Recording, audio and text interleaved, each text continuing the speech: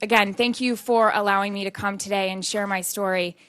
Senator, I mentioned these stories are not easy to talk about. You know, it's so funny. I work in the public eye. I'm used to these cameras all the time, but it's easier for me to talk about touchdowns and, errors and Matt Garza last night, but this is not easy for me at all. And the biggest reason why I wanted to come here today and the biggest reason why I want to become an advocate is the public needs to learn about stalking. I had no idea just how serious this crime was until it affected my life. I need people to know how serious this is and that laws need to be tougher. Penalties need to be stiffened.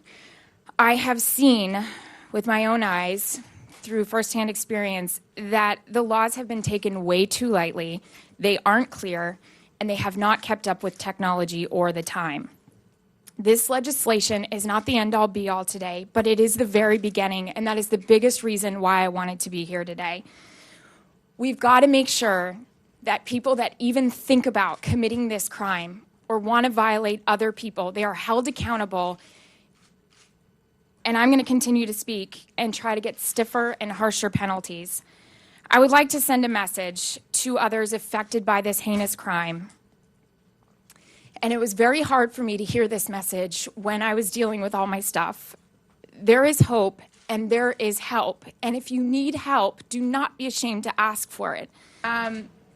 Well, one thing I've learned is you don't really talk about too much how you travel anymore because it's, you laugh, but unfortunately, it's just not funny.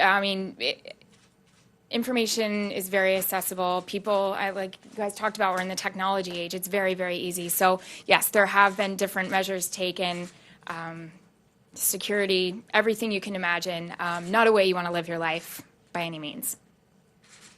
The one thing that I think is very, very sad about the whole ordeal, he's going to jail for a little over 2 years. The video on the internet will be there for the rest of my life.